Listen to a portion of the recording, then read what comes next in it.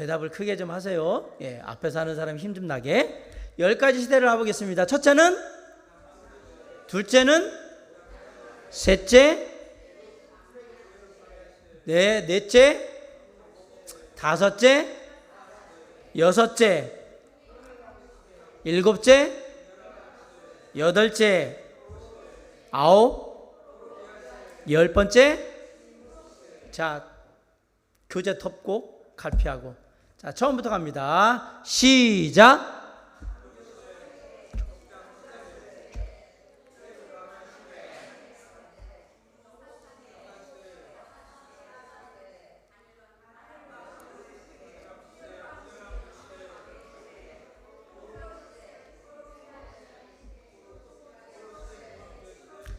이렇게 오합지졸일 줄은 몰랐습니다.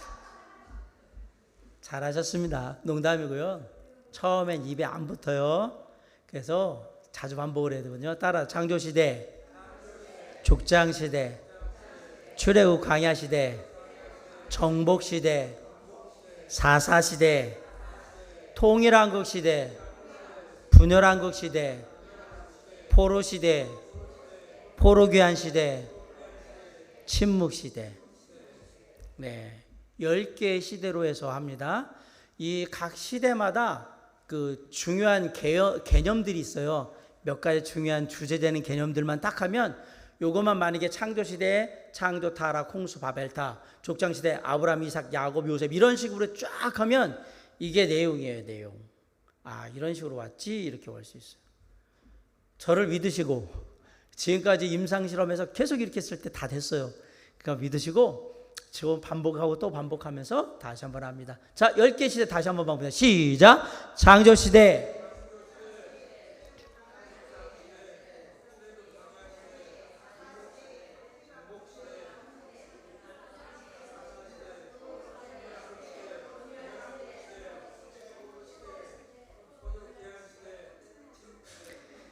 요게 사사시대예요. 각기 자기 마음대로 소견에 오른 대로 행하니라. 나중에 이거를 배우게 될 거예요.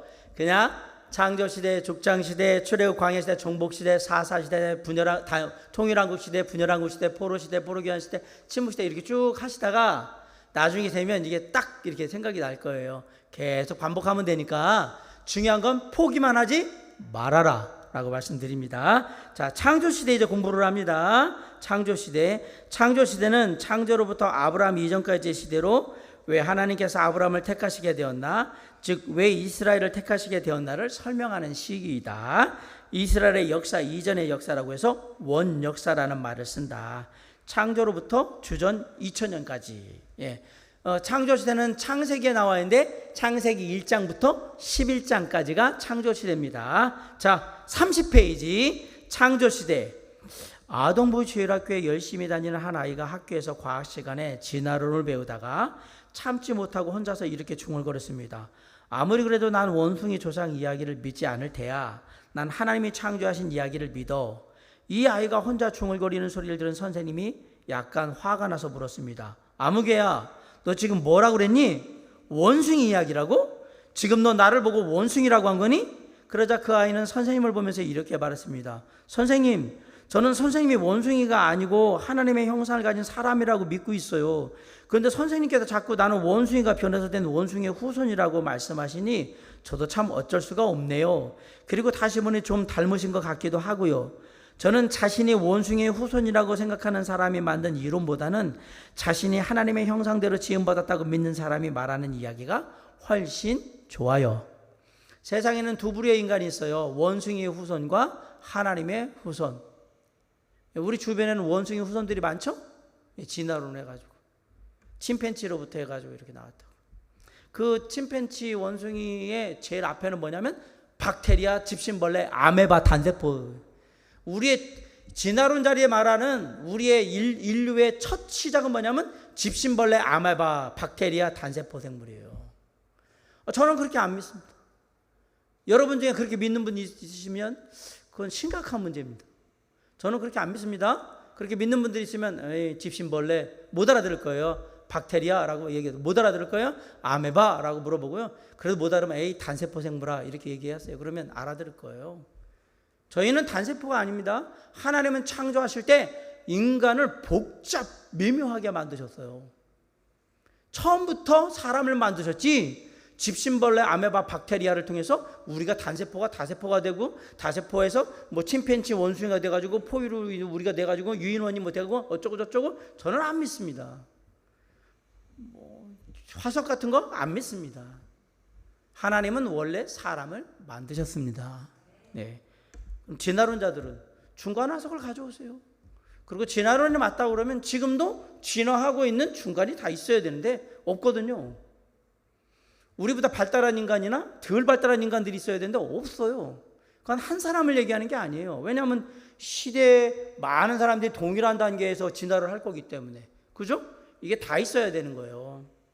여러분 꼭 기억하셔야 돼요. 여러분은 이 아이가 정말 대단하고 훌륭하다고 생각하시겠지요? 그러나 정말 훌륭한 사람은 이 아이에게 이런 문제를 미리 예상해서 대답을 가르쳐준 아동부 선생님이었습니다. 진화론, 그것이 인류에게 끼친 피해는 이루 말할 수가 없습니다. 그 중에서도 가장 심각한 것은 인간의 존엄성이 파괴된 것입니다.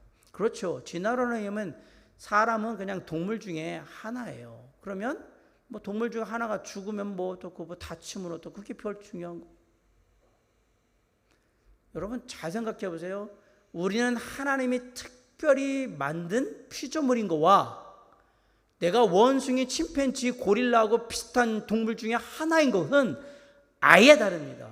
근데 사람들은 무슨 생각을 하냐면 나 그래도 나는 두 발로 걸어 다니니까 고릴라도 두 발로 다니다가 네 발로 다니다가 해요. 그럼 뭐 두 발로만 다니면 다예요? 그건 아니에요. 저 생각이 있잖아요. 짐승들도 생각이 있어요. 생각이 많아. 그래요. 뭐 사람들이 생각 많이 해가지고 우리가 이렇게 사나요? 범죄가 많고 다 기후는 파괴돼가지고 파보세요. 비바 막 내리져 버리잖아요. 옛날 같지도 않고. 생각이 많고 그렇게 똑똑한 인간이 살아가지고 이 땅이 이 모양이 됐느냐 말이에요. 그건 아니에요. 또. 그럼 뭐가 문제일까? 원래 하나님의 창조의 질서로 갔다면 이런 일들은 벌어지지 않겠지요. 인간이 자꾸 하나님의 섭리를 반하면서 다른 데로 가버리니까 문제가 계속 생기는 거거든요. 하나님, 우리의 사람에게도 문제가 생겼죠. 그건 죄라고 얘기하고요. 환경에 지금 문제가 생겨서 지금 기후위기를 당하고 있고, 그런 사람들이 바뀌고. 제가 이틀 전인가 기사를 봤는데 인도네시아의 자카르타가 수도거든요. 자카르타 수도를 옮긴대요. 왜요? 침수가 되고 있어서. 바다가 지금 그래가지고 2m짜리 방벽을 세워놨는데 이거 넘어가면 자카르타가 완전 물바다 돼가지고 그리고 옮긴대요. 그래가지고 칼리만탄 쪽에 섬에 새롭게 신도시를 하는데 깜짝 놀랐어요. 제가. 자카르타가 엄청 큰 도시고 잘 만들어졌는데 그게 물에 잠길 거래요. 그럼 거기만 잠기느냐? 아니요. 많은 나라들이 잠기고 있어요. 저 태평양, 남태평양에 있는 나라들은 이미 잠기고 있거든요. 그 나라들은 얼마 없으면 없어져 버릴 거예요. 그거 왜 그랬느냐? 기후변화 때문에 그래요. 해수면이 높아지는 건 기후변화 때문에 그렇습니다. 잘 보세요.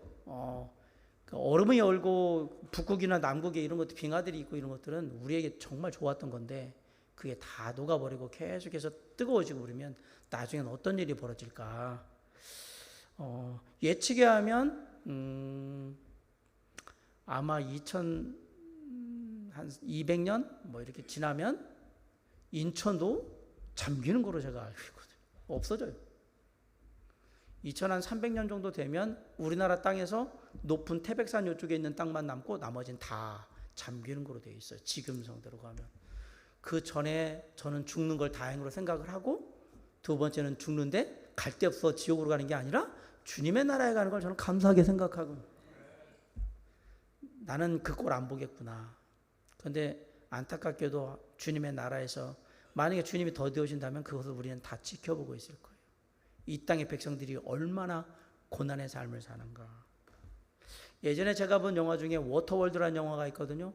온 세상이 다 물바다가 돼가고 땅이 몇 개 남지 않아가지고 거기서 막 곡식 씨앗 나고 채소 이런 게 되게 비싸고 막 이런 거. 멀지 않았습니다. 워터월드가 될 그런 나라들이 되게 될 것 같다는 생각이 듭니다. 하나님의 형상에서 인간은 원숭이의 후손으로 바뀌었으니 말입니다. 하나님이 창조하신 세상은 완벽하고 아름답습니다. 하나님이 이처럼 아름다운 세상을 우리에게 넘겨주셨는데 우리가 관리를 잘 못해서 그만 이렇게 된 것입니다. 줄거리 요약. 하나님께서 지으신 이 아름다운 세상을 관리하도록 위임받은 인간은 하나님처럼 되려는 교만 속에서 범죄하고 그로 인해 인간과 세상은 타락한다. 줄거리와 전개에 나오는 개념은 정말 중요하거든요. 줄거리 다시 한번 따라합니다. 시작. 하나님께서 지으신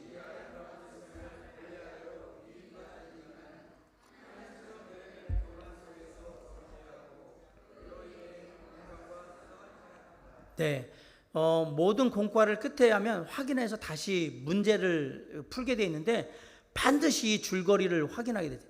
창조 시대의 핵심적인 이야기는 요 얘기예요. 그래서 반드시 알고 있어야 돼요. 거의 외울 정도로 알고 있어야 돼요. 다시 한번 합니다. 시작. 하나님께서 지으신 이 아름다운 세상을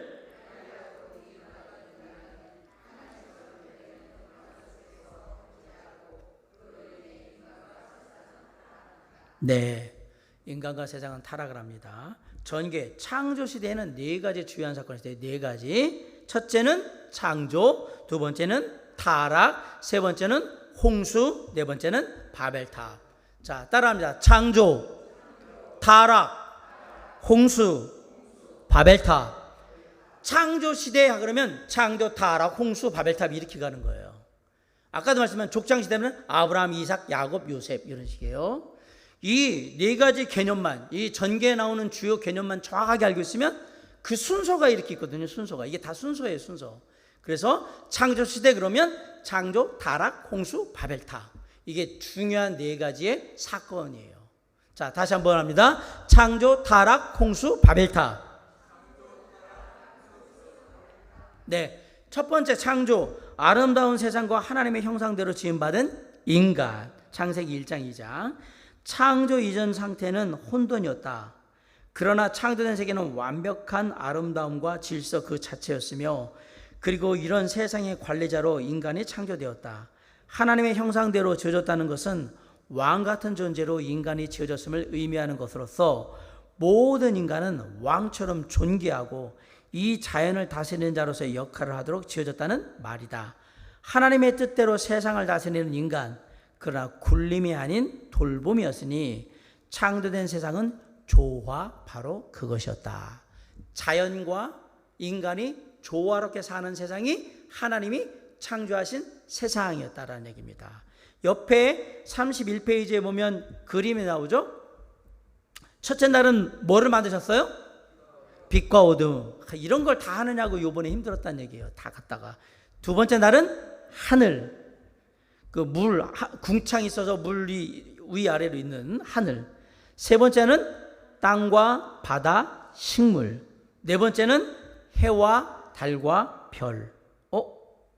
그럼 첫째 날에서는 빛은 뭐예요? 해가 아닌데? 첫째 날의 빛은 해가 아니에요. 태양이 빛이 아니에요. 우린 태양신을 숭배하지 않아요. 빛이 있으라 했어요. 이 빛은 과연 무슨 빛일까? 태양 광선이냐? 아닙니다. 왜? 태양은 언제 만들었어요? 넷째 날 만들어졌거든요.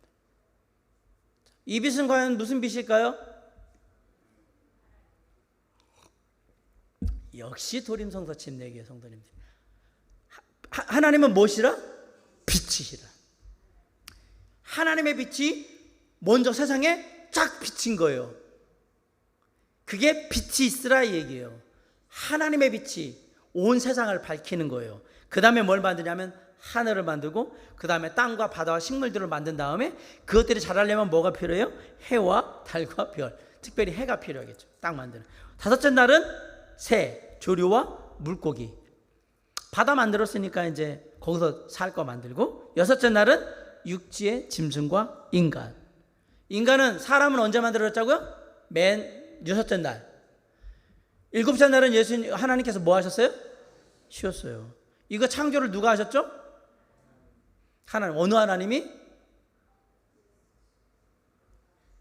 세 분의 하나님 중에 하나를 찍어야 되는데 3분의 1이고 성령은 안 하신 것 같고, 아버지 하나님이라고 말씀드려야 되나? 예수 그리스도라고 말씀드려야 되나? 요한복음은 뭐라고 얘기하죠? 만물이 그로 말미암지 않은 것이 없다라고 했어요. 그러면 창조하신 분이 누구인 거예요? 예수 그리스도인 거예요. 그럼 아버지 하나님은 뭐 하신 거예요? 뭐 하셨지? 그러면 여기서 생각을 해야죠. 요한복음의 얘기를 한다면 창조의 직접적인 사역은 누가 하셨다는 얘기예요. 그럼 계획은 누가 하셨을까요? 아버지가 하셨겠죠. 그 일은 예수 그리스도께서 하시고 그 모든 것들을 이루어가면 지금까지 창조의 세계를 끌어오시는 건 성령께서 하시는 일이에요. 이 세 분의 하나님은 한 분이세요. 각자의 생각 따로따로 누른 게 아니라 그냥 그렇게 하신 거예요. 그게 하나님의 계획이에요. 사실 하나님이 창조하셨습니다. 틀리지 않아요. 그런데 정확하게 성경 요한복음은 뭐라고 하냐면 만물이 그로 말미암아 창조됐다 할 때 여기 그는 예수 그리스도거든요. 그러면 그냥 우리는 그거에 따라서 창조의 사역 가운데 이 실제의 사역은 누가 담당하셨다? 예수 그리스도가 담당하셨다라는 걸 얘기하시는 거예요. 왜 우리가 예수 그런지 이해 알았죠? 우리는 하나님이라고 하는데 우리가 말하는 하나님의 메인은 누구냐면 예수 그리스도인 겁니다. 아멘? 왜요? 그러면 목사님은 아버지 하나님도 안 믿고 성령 하나님도 안 믿는다는 얘기예요? 아니요. 예수 그리스도가 없이는 아버지 하나님이든 성령이든 우리에게 아무 의미가 없어요. 왜죠?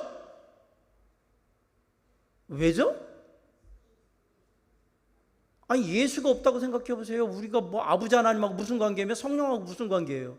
왜입니까? 예수 그리스도가 없으면 우리는 하나님의 자녀로 구원받을 수가 없어요. 그냥 죄인으로 그냥 살다 끝나는 거예요. 그래서 우리가 자꾸 예수 그리스도 하나님 계속 얘기를 하는 거예요. 저는 예수 그리스도라는 이 하나님에 대해서 그냥 인간이네요.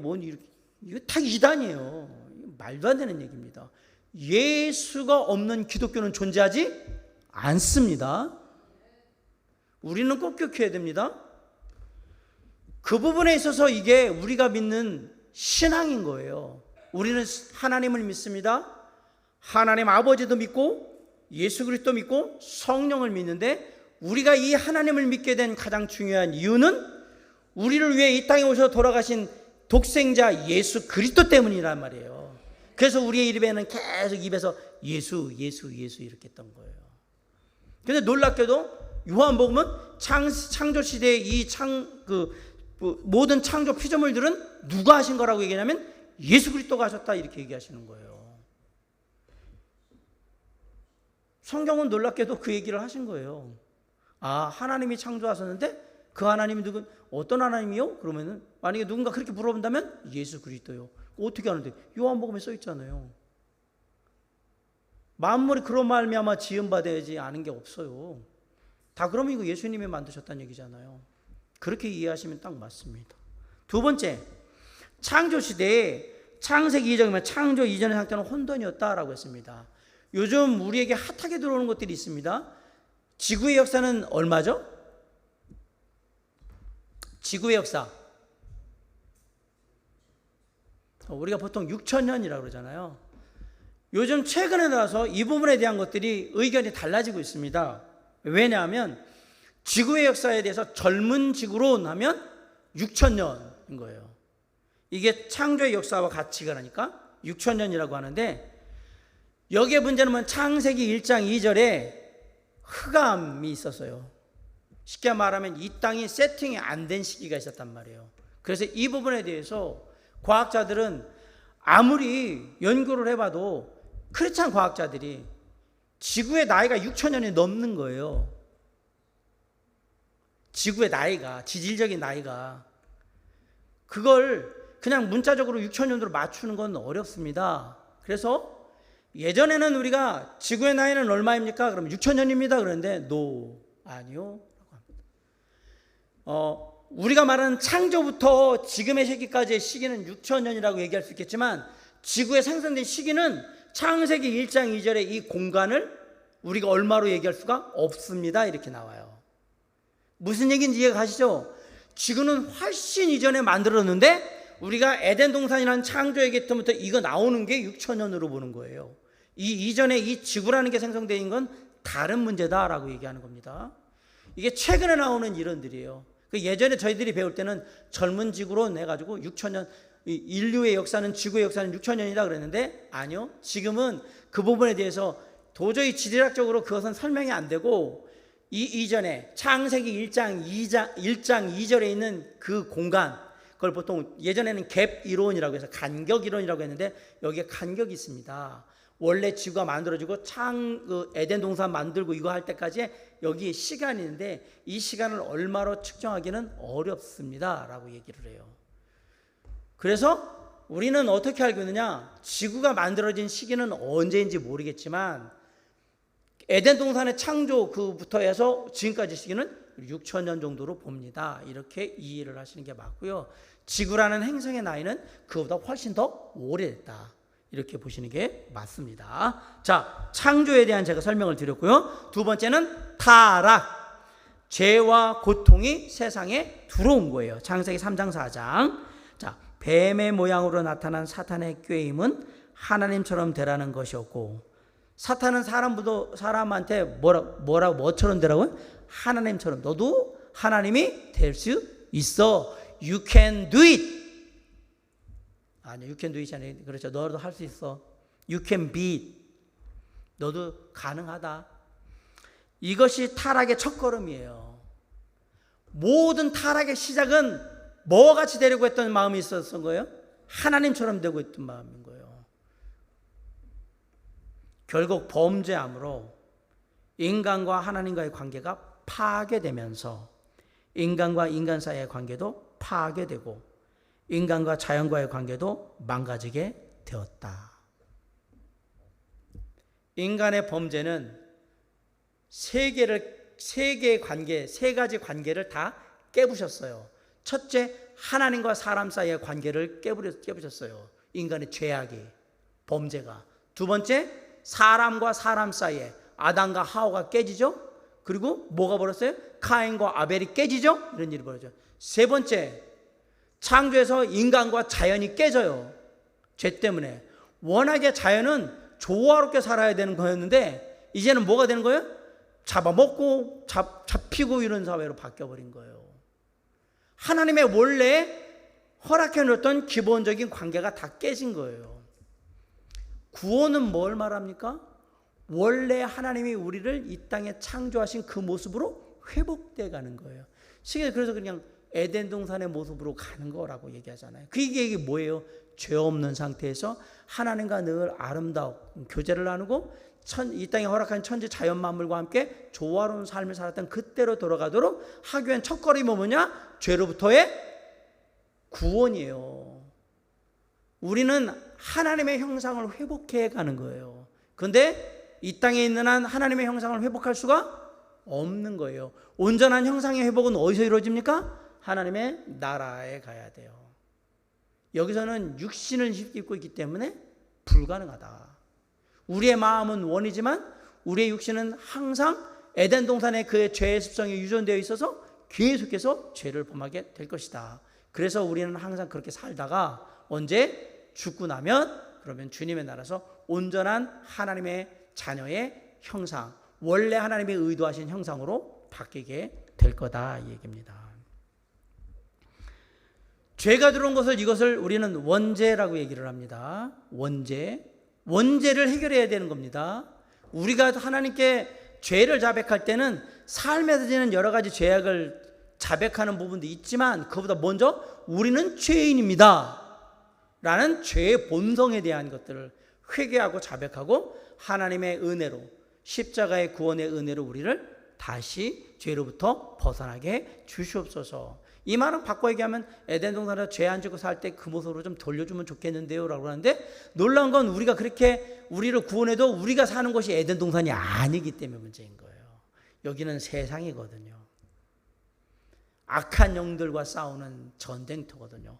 그래서 회복이 안 되는 거예요.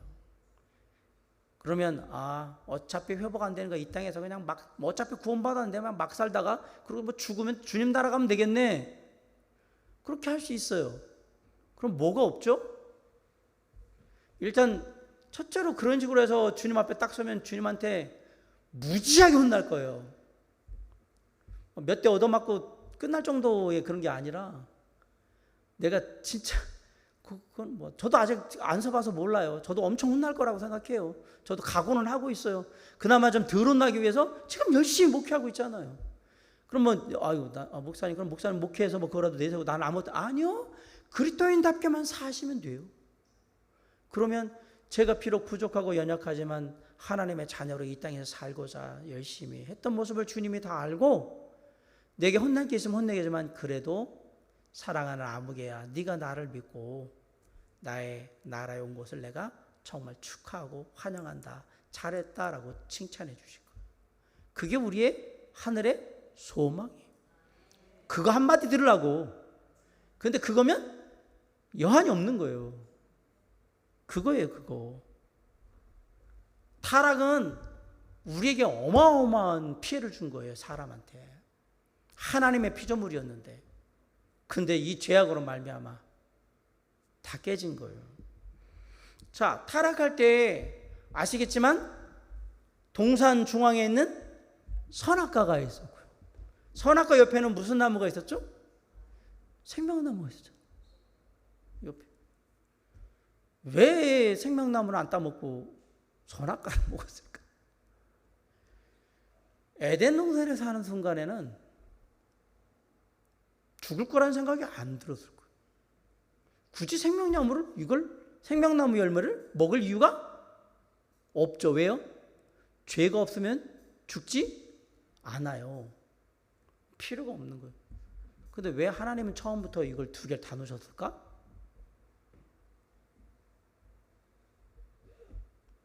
사람들은 생각해요. 저도 몰라요. 왜 이걸 만들어 놓으셨지? 그래서 물어보잖아요. 선악과 안 만들었으면 죄 안 졌을 거.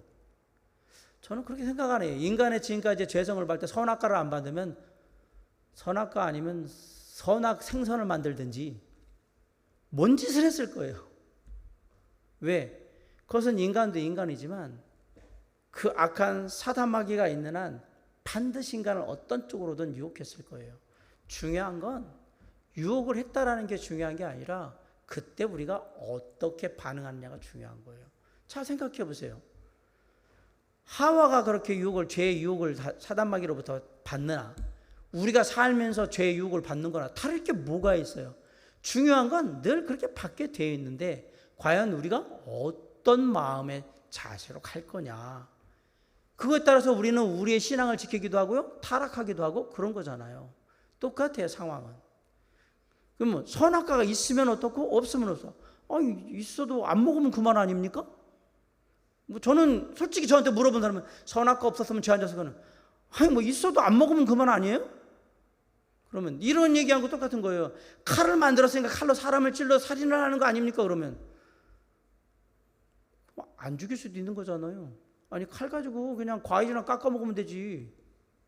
꼭 그거 가지고 사람을 죽여야 되는 겁니까? 그럼 그건 아니거든요. 결국은 사람이 자신들의 죄악됨, 자신들의 그 문제를 핑계를 책임을 전가시키기 위해서 계속 그렇게 얘기하는 거예요.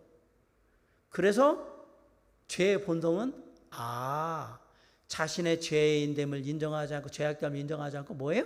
남의 탓을 하는 거예요. 그게 죄인된 모습의 가장 적나라한 모습인 거예요. 남 탓하면서 책임을 전가하는. 이게 그거 누가 하던 짓이냐? 사단마귀가 하는 짓을 그대로 하고 있는 거거든. 그때 우리는 알아야 돼요. 내가 그래서 죄인이구나. 사랑하는 성도 여러분, 많은 사람들이 물어볼 거예요. 왜 선악과를 만들어가지고 그런 거 죄짓게 만듭니까? 안 먹으면 되지. 안 먹으면 되지. 여러분, 마약 만들었다고 여러분이 마약을 드시나요? 독약 만들었다고 여러분이 독약을 드시나요? 아니요. 그거 먹으면 마약 먹으면 마약 중독되면 큰일 나요. 독약 먹으면 죽어요라는 거 우리가 배우잖아요. 알잖아요. 그럼 먹어요, 안 먹어요? 안 먹어요. 하나님이 뭐라고 그랬어요? 이거 먹으면 너 죽는다고 그랬어요. 그럼 안 먹으면 되잖아요. 그런데 마약하고 이런 건 안 먹는데 왜 선악과는 먹으려고 그래요? 똑같은 일이라니까요. 이게 있고 없고가 중요한 게 아니고 내가 그건 과연 어떻게 할 거냐라는 사실을 생각해야 돼요. 제가 드리고 있는 이 얘기의 핵심은 사람들은 자신의 죄악됨을 자꾸 누구한테 책임을 떠넘기면서 자기는 선한데 착한데 이렇게 해서 내가 죄를 짓게 됐으면 어쩔 수 없었다라는 자신의 합리화를 위해서 자꾸 그렇게 끌고 오는데, 아니 칼이 있다고 다 사람을 죽이며 총 들었다고 다 사람을 죽이냐고요. 군인들은 총 들고 지키지 사람을 죽이진 않아요. 물론 전쟁 나면 그러겠지만 기본적으로 총 들었다고 사람 죽이는 것도 아니고. 그러면 중요한 것은 그렇게 얘기할 게 아닌 것 같은데요. 있든 없든 그것은 별 문제가 안 됩니다. 그리고 놀랍게도 그럴 거면 옆에 있는 그런 생명나무 그걸 먹지 그냥. 그건 또 왜 안 먹어? 맛 어떻게 생겼을까? 생명나무 열 과일은? 저는 생명나무 과일도 되게 맛있었을 것 같은데 그건 왜 안 따먹었지? 그것도 신기한 거예요. 제가 아까 말씀드렸잖아요. 에덴 동산에 있을 때는 죽는다는 생각 자체가 없는 거예요. 이게 생명이잖아요. 영원한 생명을 얻는다. 그걸 왜 먹어? 어차피 굳이 생각이 없었을 것 같아요. 그런데 죄악이 들어온 다음에는 사람이 잘 보세요. 왜 에덴 동산에 내보내야 되는가? 이거 생명나무 먹고 죄인으로 영원히 살면 큰 문제잖아요. 딱 내보내시잖아요. 가만히 생각하면 저는 거기서 무슨 생각을 하냐? 나쁜 놈일수록 오래 살라고 그래요. 정답이죠. 그죠? 하나님이 저에게 힌트를 줬어요. 야, 장신아, 나쁜 놈일수록 오래 살라고 길을 쓸 거야. 나쁜 죄악을 가지면 요 놈들이 더 살 것 같으니까 안 돼. 죄에 대한 넌 대가를 지불해야 돼. 그러고 내보내신 거예요. 거기다 두면 그거 딱 죄 짓고 밟다 먹어왔으면 큰일 날 뻔했잖아요. 그렇구나. 그럼 가만히 생각해 보니까 세상을 살아갈 때 선한 마음으로 좋은 마음으로 살던 사람들은 언제 죽어도 괜찮고 뭐 일찍 죽어도 내가 할 수 있는 만 하고 죽으면 이렇게 되는데, 나쁜 놈들은 길을 쓰고 오래 살라고 한단 말이에요. 이게 죄악의 본성의 모습이기도 하겠구나. 그렇잖아요. 그리스도인은 얼마나 사느냐는 사실 중요하지 않아요. 어떻게 살았냐가 중요하지. 내일도 갈 수 있고 모레도 갈 수 있고 그런 거죠 뭐. 근데 나쁜 놈들은 그러지 않을 거예요. 죽으라고 오래 살라고 그럴 거예요. 그러면서 뭐예요? 오래 살면 다행인데 죽으라고 오래 살면서 나쁜 짓을 계속 할 거예요. 이게 죄성은 없어지지 않습니다. 그 생각을 해봤어요. 큰일 날 뻔했구나. 사랑하는 성도 여러분, 타락은 인간에게 사실 일어나지 말았어야 될 일인데 하나님처럼 되고자 하는 그 욕심이 잉태한 즉 죄를 낳고 죄가 장성한 즉 사망을 낳았어요. 그 욕심이 왔어요. 근데 그 욕심을 누가 줬느냐? 사단마귀가 줬어요. 우리의 마음의 모든 욕심은 사단마귀가 준 거예요. 그 근원이 그놈이에요. 그놈. 그놈 때문에 우리가 그런 거예요. 그럼 또 나는 착한데? 중요한 건 내가 어떻게 반응하냐에 따라서 내가 하나님의 사람으로 사느냐 죄인으로 또 가느냐 거기에 판단. 그래서 이 땅은 항상 영적으로 그렇게 살아가는 겁니다. 이렇게 죄악이 관영하자 뭘 했습니까? 안 되겠구나. 너무 죄악이 세상에 아주 만연돼 가지고 내가 그 꼴을 못 보게 돼. 하나님은 죄를 미워하시니까 세상에 내 죄인들을 막 득실득실하니까 꼴 보기가 싫으셨던 거예요. 그래서 심판이 뭐예요? 홍수. 노아의 홍수로 심판하신 겁니다. 점점 심해지는 인간의 죄악에 대한 하나님의 심판. 인간은 죄악 가운데 점점 약하여지고 하나님은 인간을 창조하신 것을 후회하시는 데까지 이르렀다. 그래서 물로 세상을 심판하시는데 이것은 창조의 역행인 거다. 하나님이 심판하시려고 땅을 만드신 건 아니잖아요. 흑암이 깊음 위에 있고 온통 물뿐인 가운데 하나님이 남겨놓으신 공간엔 노아의 방주만 떠다니고 있었고 그 속에서 생명이 있었을 뿐이었다. 노아와 그 가족 8명만 남겨두신 것은 그로부터 죄 없는 새로운 역사를 시작하겠다는 의도셨는데 홍수 하나님께서 확인하신 것은 역시 그들도 죄로 감염되어 있다는 사실이었다. 그 얘기를 하면 셈함 야벳. 자, 여기 홍수인데 옆에 그림에 보면 에덴 동산이 2개로 되어 있지 않나요? 여러분 지도에? 왜 2개지? 제가 일부러 이 지도를 놓은 거예요. 워낙에 에덴 동산은 4개의 강이 발원하는 곳, 시작되는 곳이라고 했어요. 그 2가의 강은 티그리스 강과 유프라테스 강이고요.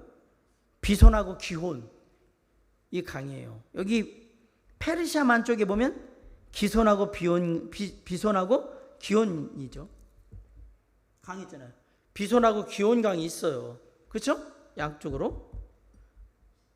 그리고 티그리스 유프라테스. 근데 저 위쪽에 있는 저거 뭐 아라슨 터키 쪽에 있는 그거는 왜 에덴 동산에 표현했을까? 2군데를 표현해놨잖아요.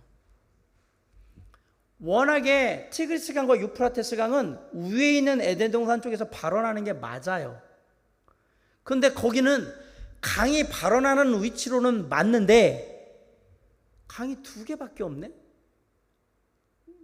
그렇죠? 성경에는 4개의 강이 시작되는 곳이 에덴 동산, 그곳에 에덴 동산이 있다고 그랬는데 이게 2개밖에 없어. 근데 강이 발원한다라는 의미에서 보면 여기가 맞을 것 같은 거예요.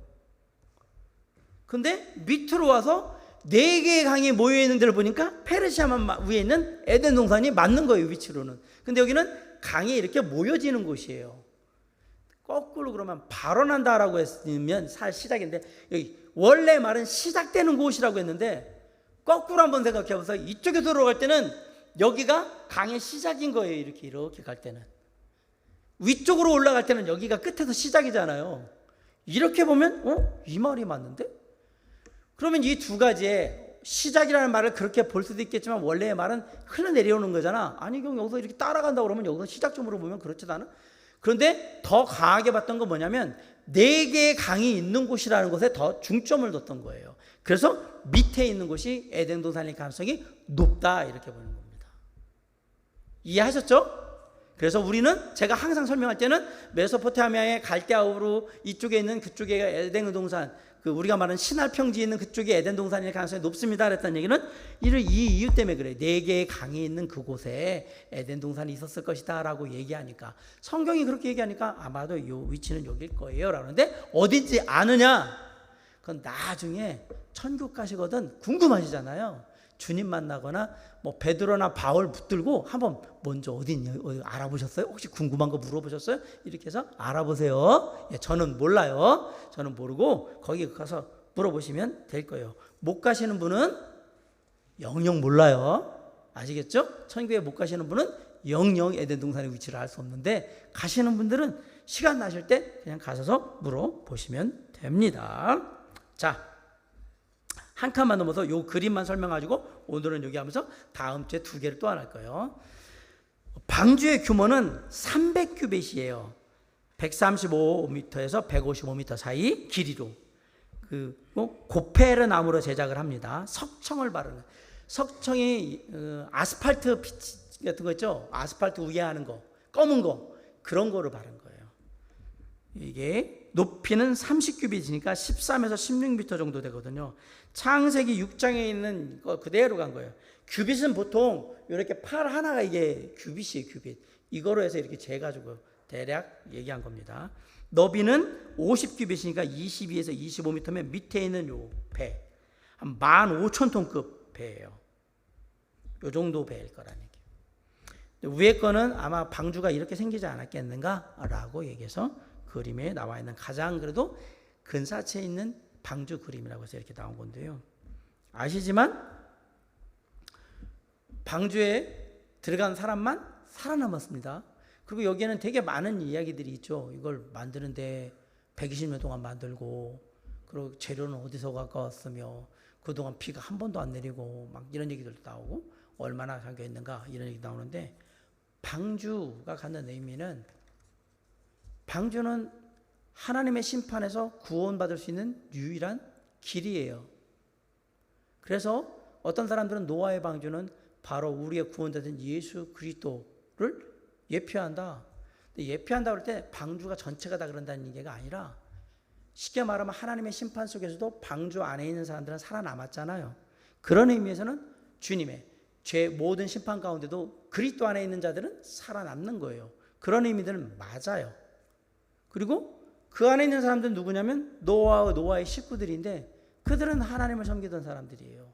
결국 사람들은 믿는 자들이 남는구나라는 것들, 이런 것들은 알게 되는데, 그렇다고 너무 방주를 갖다가 막 예수하고 막 맞춰가지고 꿰맞추려고 막 그러면 안 돼요. 왜냐하면 방주는 물건이에요. 예수님은 하나님이세요. 이게 갖고 있는 그냥 몇 개 일부분이 예수 그리스도의 그런 속성을 보여주는 거지, 이것 자체가 예수다 막 이런 식의, 어디 가면 또 뭐 노아의 방주는 예수 그리스도입니다 뭐 어쩌고 저쩌고, 노아의 방주는 예수 그리스도께서 보신 그 속성의 일부분을 증명해 줄 수 있지만, 이게 이거다 이퀄이라고 하기에는 너무 좀 과하게 나가 있다라는 생각을 하시고 바라보시면 될 겁니다. 자, 오늘은 여기까지 하고요. 다음 주에 창조시대 다시 반복을 해줄 거예요. 제가 아무튼 보통 이 한 단어를 2번씩 하면서 계속 반복을 하면 천천히 나갈 테니까, 제가 많이 혼났어요. 너무 빨리 나간다고. 제가 다 나갈 수 있는데 안 나가잖아요. 다음 주에 또 복습을 하고 이렇게 2번씩 나가서 여러분들이 쉽게 이해할 수 있도록 최선을 다해 볼 테니까 합니다. 오늘 하나만 기억합시다. 창조시대는 4가지 사건이 있어요. 창조, 타락, 홍수, 바벨탑. 이 4가지 사건을 통해서 창조시대를 이해한다라는 사실 기억하시고 함께 하기를 원합니다. 기도하겠습니다. 사랑과 은혜가 풍성하신 아버지 하나님, 이 시간 기도합니다. 하나님께서 이 땅에 모든 것들을 만드실 때에 사람도 만드셨습니다. 그리고 원래 에덴 동산에서 하나님이 만드신 모든 것들과 조화롭게 살도록 그렇게 이끄셨는데, 하나님처럼 되려는 인간의 욕심이 죄를 낳았고 결국은 그것이 모든 관계를 깨트려 버렸습니다. 그 관계를 회복시키시기 위해서 예수님이 이 땅에 오셨고 십자가에 달려 죽으심으로 말미암아 그것을 믿는 모든 자녀들의 삶에 하나님과의 관계를 회복시켜 주셔서 이제 하나님의 자녀로 다시 섰습니다. 어느 날 우리가 주님 앞에 이 땅의 삶을 다하고 주님 앞에 서게 될 때 온전한 주님의 형상으로 다시 회복된 우리의 모습을 보게 될 텐데, 그때까지 비록 정말 늘 영적인 싸움이 있는 이 땅의 삶이지만 최선을 다해서 하나님의 자녀다운 모습을 가지고 원래 하나님이 창조하신 형상의 모습을 회복하고자 애쓰며 그렇게 늘 주님과 함께 동행하며 살아가는 사랑하는 성도들 되게 하시고, 주님 그 삶에 은혜를 더하시며 또 힘을 더하여 주시옵소서. 다시 만날 때까지 주의 크신 은혜 가운데 선하게 이끄시며 주님의 놀라운 은혜 가운데 풍성한 하나님의 축복을 누리는 삶이 될 수 있도록 역사없이 간절히 바라올 때 예수 그리스도 이름으로 감사하며 기도를 쌉나이다. 아멘.